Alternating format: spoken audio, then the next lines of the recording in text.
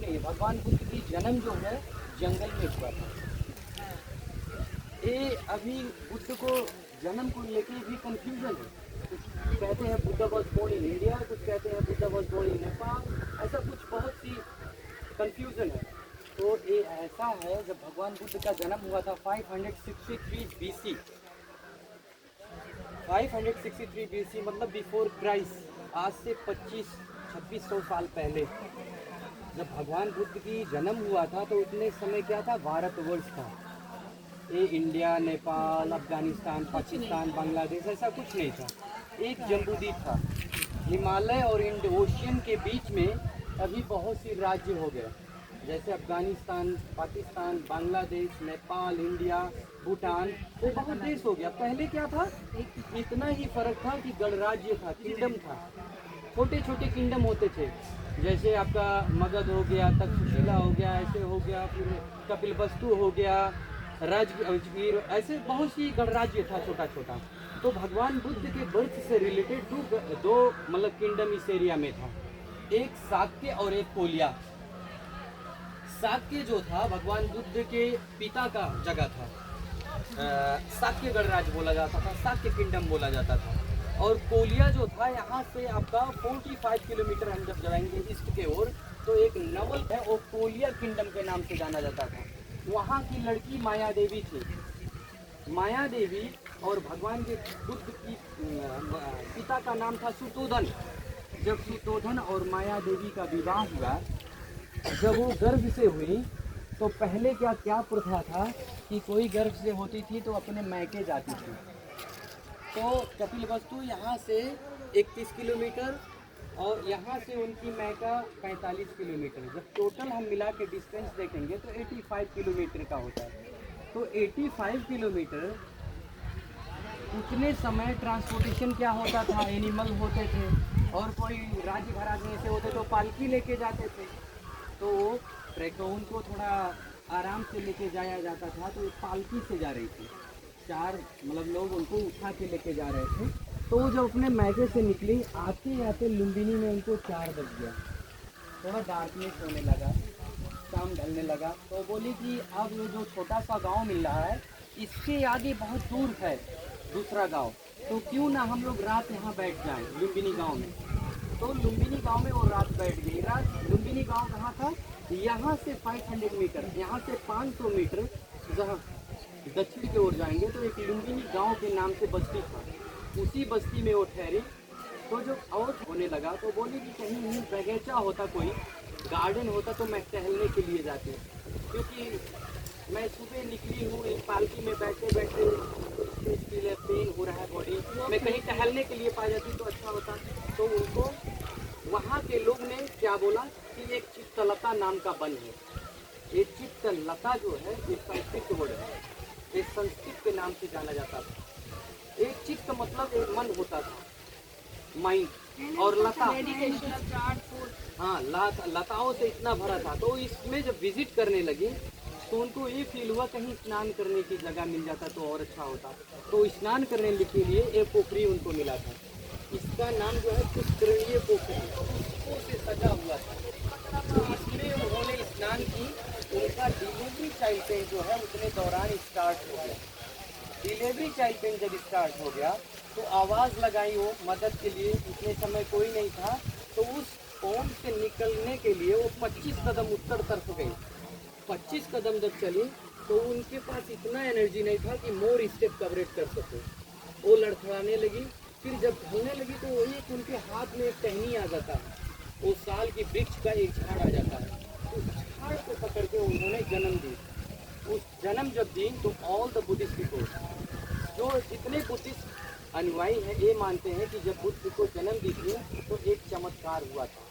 क्या हुआ था कि जैसे ही बुद्ध जन्मे वो 7 कदम चल दिए, 7 स्टेप चल दिए, और 7 कमल का फूल आया, 7 कमल का फूल आया। और फिर वो ऐसे करके एक जो फिंगर ऊपर के ओर कर दिए, एक नीचे।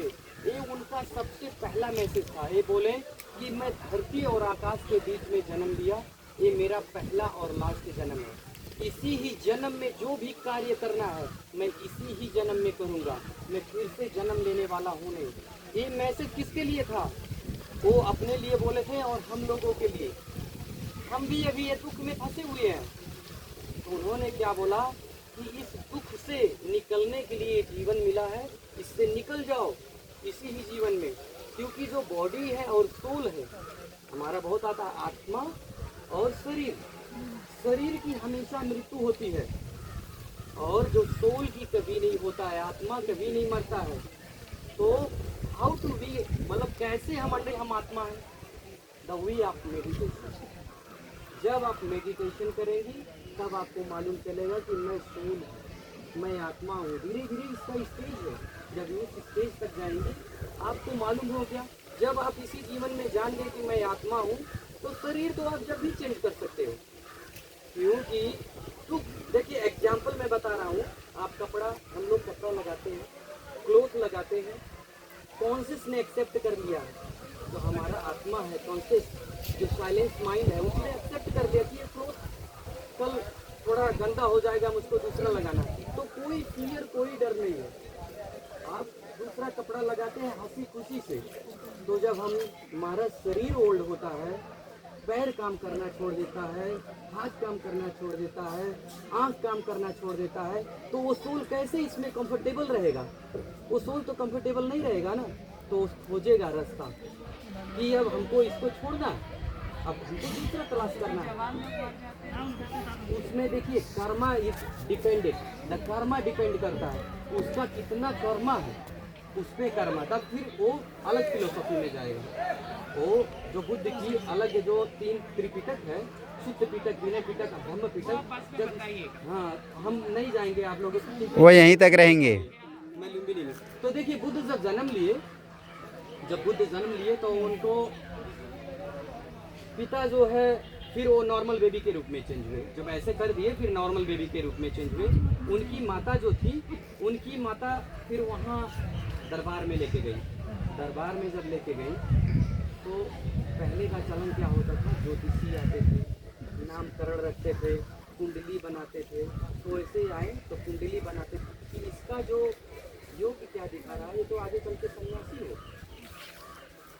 इसका एक राजयोग भी दिखा रहा है और सन्यासी योग भी दिखा रहा है, ये आगे चल के सन्यासी होगा। इसलिए पिता जो चिकित हो जाते हैं, कहते हैं बहुत तपस्या के बाद एक मेरा लड़का हुआ, वो भी जाके सन्यासी हुआ। तो इसका कोई मार्ग बताइए, ये सन्यास ना लो। तो कहते हैं इसको दुख से मुक्त रखिएगा। एक कहीं दुख देखेगा तो एक बहुत, मतलब जल्दी से जल्दी ये भिक्षु हो जाएगा, जल्दी से जल्दी बैराग, मतलब सन्यासी हो जाएगा। तो उनके पिता जो होते हैं उस दरबार की स्ट्रक्चर ही चेंज कर देते हैं। क्या करते हैं, जितने भी दुख की चीज़ होती है सब दूर कर देते हैं। उनको इतना लग्जरी लाइफ देते हैं, सारी सुख सुविधाएं, नृत्य कर रही हैं, डांस कर रही हैं, स्टडी करते हैं, सारी सुख होता है। तो धीरे धीरे जब वो ग्रो अप होते हैं, जब 16 ईयर ओल्ड, मतलब वो 16 वर्ष की उम्र में वो विवाह करते हैं। विवाह होने के बाद 13 वर्ष के बाद उनका एक संतान होते हैं, राहुल। और जब उनकी बीवी हो जाते हैं तो उनके पिता थोड़ा रिलैक्स हो जाते हैं, चलो बीवी है, बच्चा है, कहाँ हो जो बैराग लेगा। तो थोड़ा सा ढीला जब हो जाता है तो बाहर जाने के लिए जब जाते हैं तो उनको अपने दरबार से अलग की दरबार में अलग दिखता है। दूसरे किंगडम में कोई भूखा है, भूखा रो रहा है, किसी का हाथ नहीं है, किसी का आँख नहीं है, कोई रोगी है, कोई ऐसे बैठ के रो रहा है, डेथ बॉडी है। ये सब देख के उन्होंने सोचा कि मेरे दरबार में क्यों नहीं है। अब मैं यहाँ देख रहा हूँ, वहाँ अलग है। तो इस चीज़ का आंसर मुझको चाहिए कि आदमी जन्म लेता है फिर मर जाता है, तो इस बीच की जो अवधि है वो क्या है? जन्म लेना मर जाना, जन्म लेना मर जाना, यही कार्य है। तो इसकी मुक्ति के लिए वो सोचे कि मैं इस दरबार में नहीं पाऊँगा, तो गृह त्याग कर दिए, छोड़ दिए। बीवी और बच्चा को रात में ही सोते, मिड ऑफ नाइट में उन्होंने छोड़ दी। और छोड़ के वो 6 वर्ष तक प्रतीक्षा की। 6 वर्ष तक बहुत सी गुरु से मिले। कोई बोलता था आप बस बैठ जाओ, आप ऐसे कर लो, आप वैसे कर लो, आप ज्ञान प्राप्त हो जाओ। दिन उन्होंने 5 वर्ष तपस्या किया, 5 दिन करके उन्होंने थोड़ा से खा के बैठ के 5 दिन कर, उनको ज्ञान प्राप्त नहीं हुआ क्योंकि वो बैलेंस नहीं होते थे, उनको पेट भर भोजन नहीं मिलता था।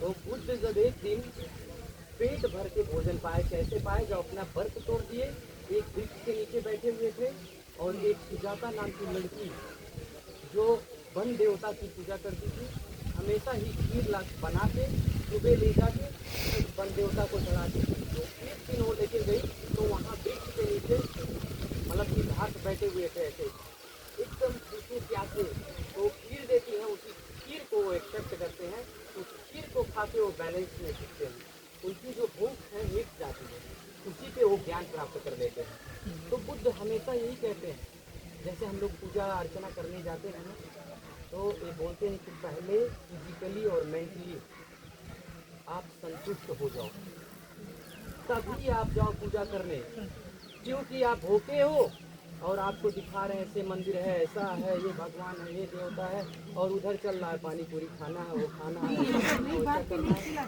तो ऐसा ही है, क्योंकि व्रत में भी ऐसा होता है, जो फास्टिंग करते हैं, फास्टिंग में बैठते हो तो पारण कब है, कौन सी डेट में पारण है, क्या बनाना है, कैसे करना है, क्या लाना है, क्या खाना है, वो सब कॉन्सेप्ट इसमें जाता है। और भूखे जब भी मतलब तपस्या कर रहे थे तो उनके ऊपर वो पूरे मतलब क्या बोलते हैं सब जीवाधाव बोल क्या बोलते हैं ये ऐसा था, बुद्ध जब तपस्या कर रहे थे तो भूख लग रहा था, तो एक जो सेल होता है, सी सेल वैसे होते हैं, तो वो ऐसे चढ़ते चढ़ते धीरे धीरे जाके यहाँ बैठ गया। तो इनका एक कमेटी ऐसा होता है कि एक जाके बैठ जाता है, तो धीरे धीरे लाइन से सब आके ऐसे बैठ जाते हैं, तो वो बैठ गए थे, क्योंकि बुद्ध नेचर से कंपेयर मतलब बिलोंग करते थे, उनके पास इतना करुणा था कि जीव जंतु भी उनकी वाइफ को समझते थे, तो वो उनको ढकने के लिए वो जाके ऐसे बैठ गए थे, किसी शीतलता देने के लिए, तो वो हो गया था। और कुछ बुद्धिस्ट मान्यताएं जो एक्सप्लेन करते हैं क्या, कि वो बैठ के तपस्या कर रहे थे, तो धूल कचरा गड़ता, तो ऐसे बाल बढ़ता गया, उसमें कचरा जाते गया, तो वो जैसे घिटा जैसे बन गया था, वो बोलते हैं, और कुछ सेल्फ की स्टोरी बताते हैं। तो बुद्ध जब इनलाइटमेंट हुए, ज्ञान प्राप्त किए, तो वो सोचे कि ऐसा महान शिक्षा जो है मैं केवल नहीं रखूँगा, इसको बांटना है मुझको, तो 45 वर्ष तक सबको शिक्षा दी। लास्ट में जाके उनका देहांत हो गया। 80 वर्ष की उम्र में जब उनका देहांत हुआ, तो क्या हुआ, आफ्टर 50 ईयर, 50 साल के बाद उनके जितने अनुयायी थे, वो जहाँ जन्म लिए, जहाँ उनको ज्ञान प्राप्त हुआ, जहाँ वो शिक्षा दिए, जहाँ उनका देहांत हुआ, इसको 4 धाम के रूप में ले लिए, और इस 4 धाम पे वो आने लगे। तो जब यहाँ पे आए तो क्या देखे कि ये एक सफेद पत्थर है, और सफेद पत्थर का स्टोरी मैं बता दूं, क्योंकि जो भगवान बुद्ध के पिता जब सुबह आते हैं यहाँ, कहते हैं कि मेरी संतान का जन्म कहाँ हुआ है, तो इस गांव के जो लोग थे वही पत्थर ऐसे उठा के वो मार्क किए थे कि जब सुबह राजा आएंगे तो उनको मैं दिखाऊंगा, तो वो दिखाए उसी पत्थर को, तो उस पत्थर को राजा ने ऐसे कवर कर दिए, और अपने किंगडम का जो झंडा है, फ्लैग, उसको स्टैंड कर दिए, कि कोई भी बाद में आएगा तो उसको ये पता चले कि मेरे प्रिंस का जो है जन्म यहाँ पे हुआ है, बुद्ध का नहीं, मेरे प्रिंस का, राजकुमार का।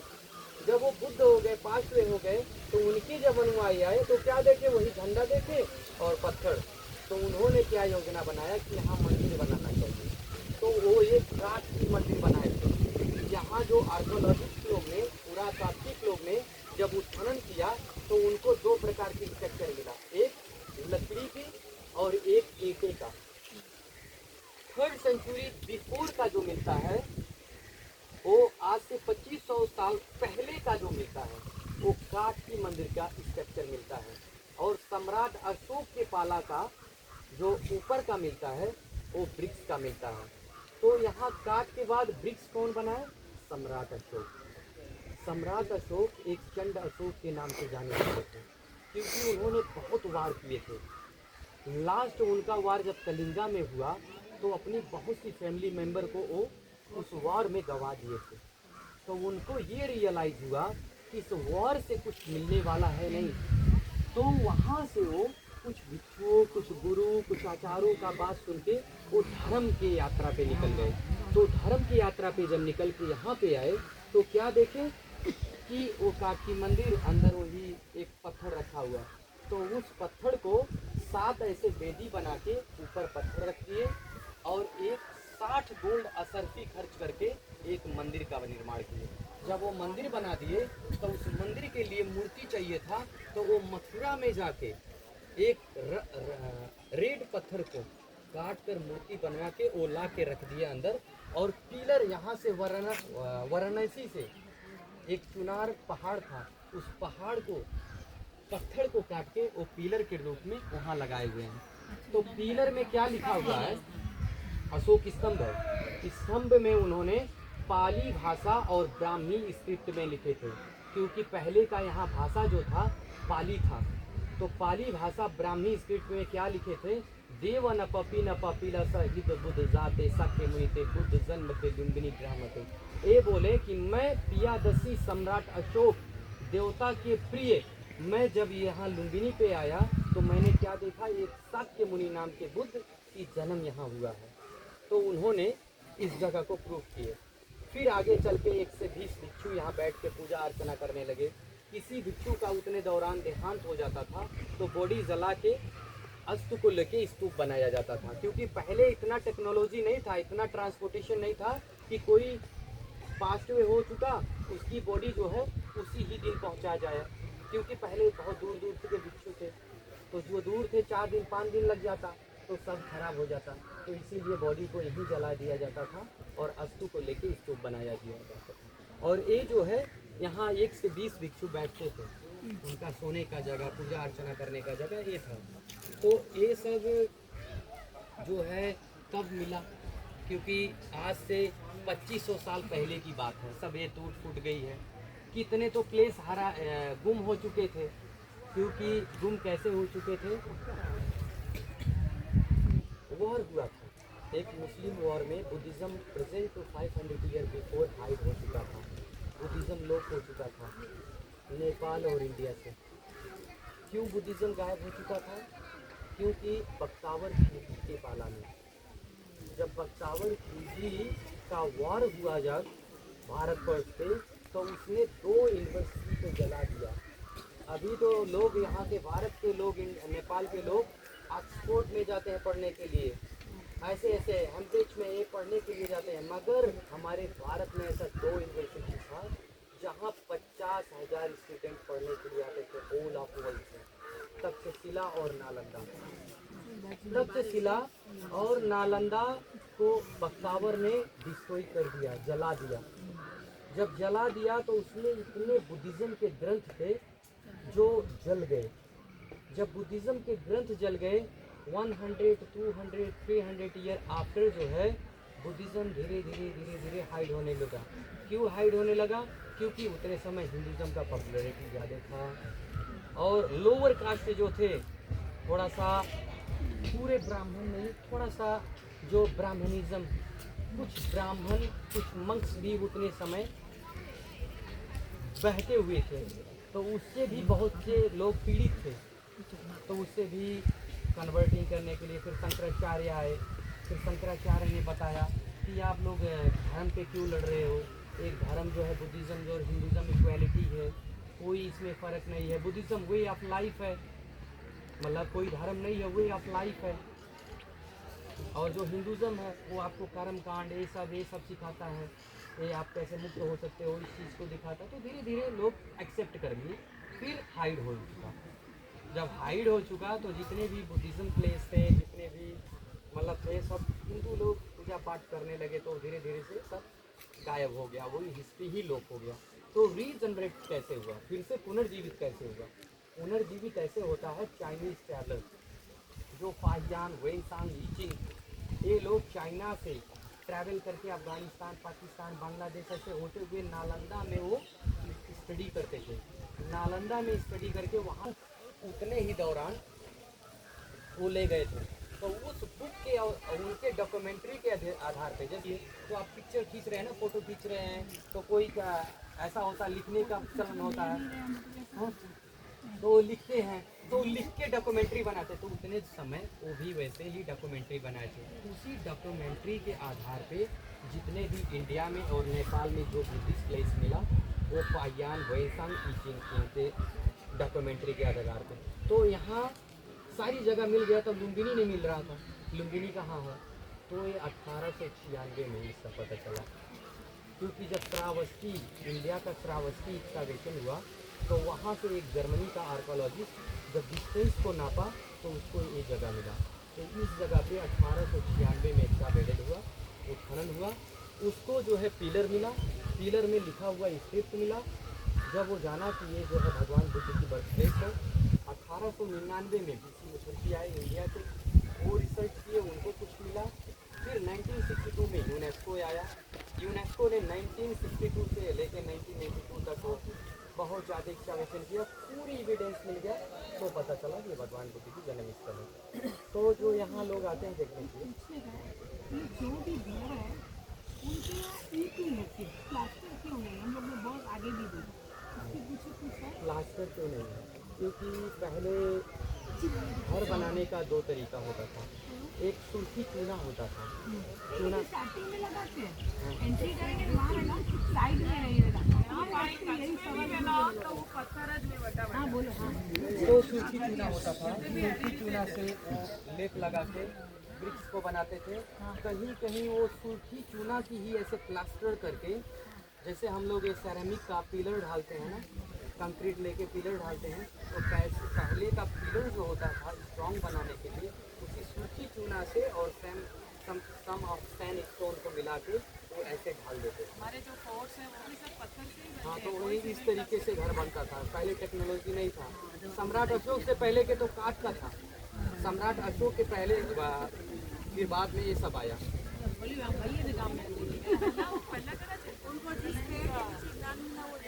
नहीं, देखिए पेड़ के जो नीचे ज्ञान प्राप्त हुआ वो बोध गया में, यहाँ से 700 किलोमीटर बिहार में जगह पड़ता है बोध गया। जो गया में हुआ बोध गया में पीपल वृक्ष के नीचे, जो बुद्धिस्ट लोग कहते हैं बोधि वृक्ष, पीपल वृक्ष। साइंटिफिकली देखिए, हिंदुज्म एक सनातन जो है वो कोई एक देवता का मानने वाला नहीं, सनातन नेचर को मानने वाला। तो नेचर क्या होता था, जैसे हम तुलसी को मानते हैं, तुलसी 24 आवर रिलीज ऑक्सीजन देता है, एंटीबायोटिक का काम करता है, पूरी तरह से एक हर्बल प्लांट है।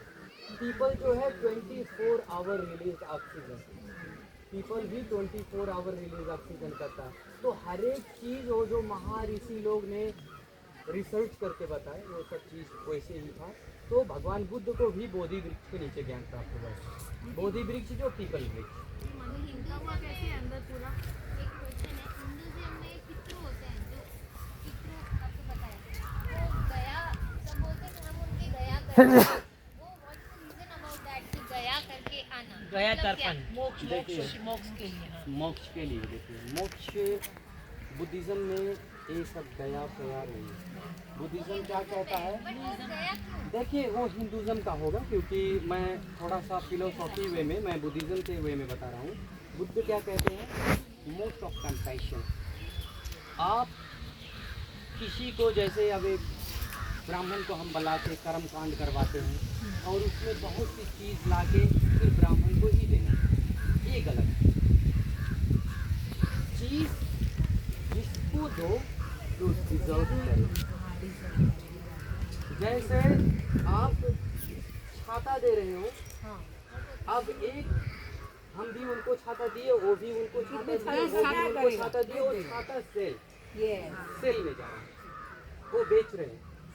तो सेल्स है। इनलाइटमेंट क्या है, इनलाइटमेंट का मतलब बोध होना। कोई चमत्कार नहीं होगा आपको, बोध होना, सत्य का बोध होना, इनलाइटमेंट। आप इनलाइटमेंट हो चुके, सत्य की बोध हो चुकी। तो अभी हम लोग पूरी टोटल ऑफ कन्फ्यूजन में हैं, जितने भी बहुत सी कन्फ्यूजन है। That's I would like to recommend आप लोग मेडिटेशन करिए, मेडिटेशन से सारा उत्तर मिलेगा आप लोगों को। मेडिटेशन में भी अभी कितने धर्म गुरु ये सब आ गए हैं, वी आर टोटली कंफ्यूज कि कहाँ जाएं, कौन सा मेडिटेशन करें। Okay, meditation is very very easy way. No need to any guru and any teacher. Meditation कैसा करना है? Meditation just you बंद can करके बैठने का वो meditation first the basic things. We need to control the movement thoughts. अब movement thoughts कैसे कंट्रोल करना है? क्योंकि जब आँख कुछ कहते हैं मैं काम करता हूँ तो मेडिटेशन करता हूँ। देखिए आँख खुला तो कैसे मेडिटेशन? क्योंकि वायरिंग हो रहा तो फायरिंग होगा। और कुछ कहते हैं कि मैंने आँख क्लोज किया तो आने लगा। देखिए ऑटोमेटिकली, क्योंकि पहले से आप रिकॉर्ड कर चुके हो, आपके अंदर आ चुका है। तो बिगिनर का काम होता है एयर प्लग लीजिए, एयर प्लग लगा लीजिए, सुनना नहीं है, कुछ भी मत सुनो, और आई भी ब्लॉक कर लिए। अब न सुनेंगे न दिखेगा, तो मोमेंट जैसे दिखेगा नहीं तो इमेजेस थॉट्स नहीं आएगा। तो क्या बचा? पास्ट और फ्यूचर। अब पास्ट की चीज़ आएगा, वो मैंने ये कर दिया था, वो कर दिया था। अब फ्यूचर, वो मुझको ये करना है, वो करना है, पर फ्यू सेकेंड फ्यू मिनट वो आएगा, फिर आप मूवमेंट में आ जाओगे। मैं तो ध्यान करना है, फिर आप इनहेल एक्सहेल करने लगोगे, फिर कुछ देर के बाद फिर वही थॉट्स आएगा। धीरे धीरे वो थॉट्स चल जाएगा। 1 day 2 day 3 day 1 month 2 month after 3 month वो धीरे धीरे चल जाएगा। फिर आप लोग मूवमेंट में आ जाओगे। कुछ गुरु क्या कहते हैं, ऐसा करो। As I am respect, they are most of knowledgeable. वो लोग ऊपर के लेवल तक है, तो उस लेवल तक पहले आप यहाँ से चढ़िए ना, उस स्टेज पे पहुँचिए, तब उस स्टेज पे करिए। तो मेडिटेशन किसी को बेसिक देना है। yes? मेडिटेशन करते दोनों अच्छे हैं।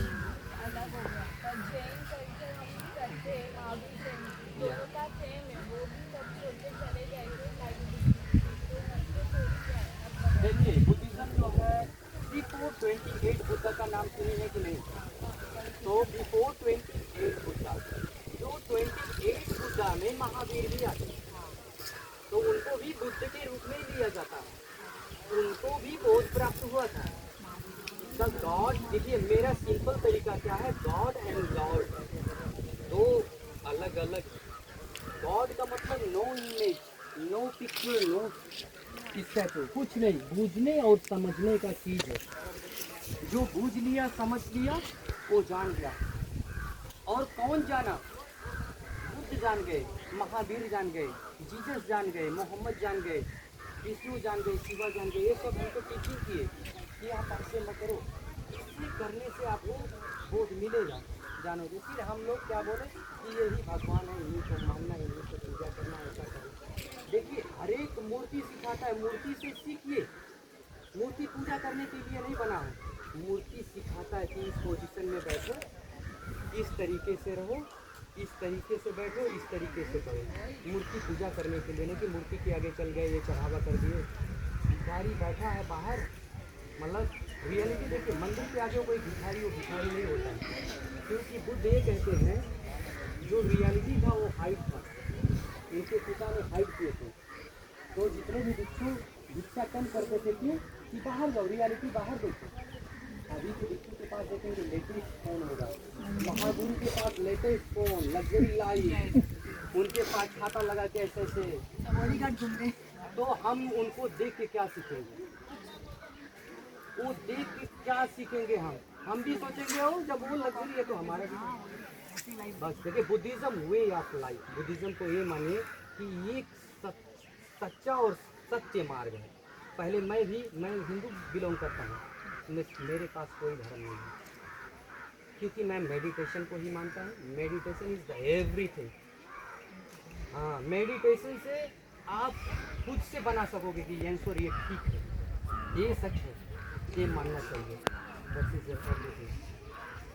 तो और कुछ लोगों से पूछ सकते हैं, क्योंकि मैं हीलर भी हूँ। जो ये चक्रास जो होते हैं, हीलिंग करते हैं, मेडिटेशन बहुत ही आर्टिस्ट आते हैं, बहुत जरूरी होता है।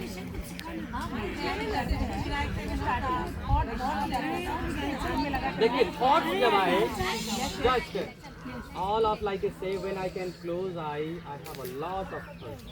मुझको बहुत थर्स्ट आता है और नींद भी आ जाती है। देखिए नींद आए आ जाए उसको देखिए प्ले उसको कंट्रोल नहीं करना, बॉडी को एकदम नॉर्मल छोड़ दो, रिलैक्स छोड़ दो, बस एकदम बैठ जाओ, जो आ रहा है आने दो, एकदम अच्छा चीज आने दो, अच्छे से लो, फिर धीरे धीरे धीरे अपने मोमेंट भी रखो, मोमेंट में आ गए फिर मोमेंट को फॉलो करो, कंट्रोल नहीं करना, जबरदस्ती करने से कुछ हासिल नहीं होता है, जबरदस्ती नहीं करना है, 5 मिनट्स भी चलते हैं। चाहे 10 मिनट 1 घंटा आए थॉट्स में प्ले हो जाइए, उसी में भूल जाइए, फिर वो थॉट्स परमानेंट नहीं है, आपकी जीवन जब परमानेंट नहीं है तो थॉट्स कैसे परमानेंट हो सकता है, वो भी चल जाएगा एक दिन, वो परमानेंट भी जाएगा।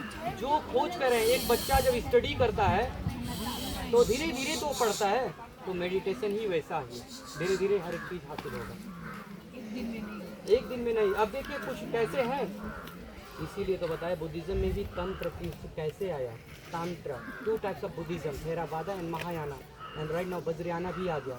वज्रयाना का मतलब है तांत्रिज्म, ये क्या छू तुरंत पता चल सके कि टच करने से ही मालूम चली हाँ चीज़ है, तो तांत्रिज्म बताया, तंत्र जो तंत्र की विद्या आया। तंत्र का मतलब होता है शॉर्टकट, मतलब लंबा दूरी, वो सामान्य सेफ्टी नहीं लेना, वो सेफ्टी वाला रास्ता नहीं, थोड़ा डेंजरस रास्ता, उसको पकड़ के वो तंत्र वाले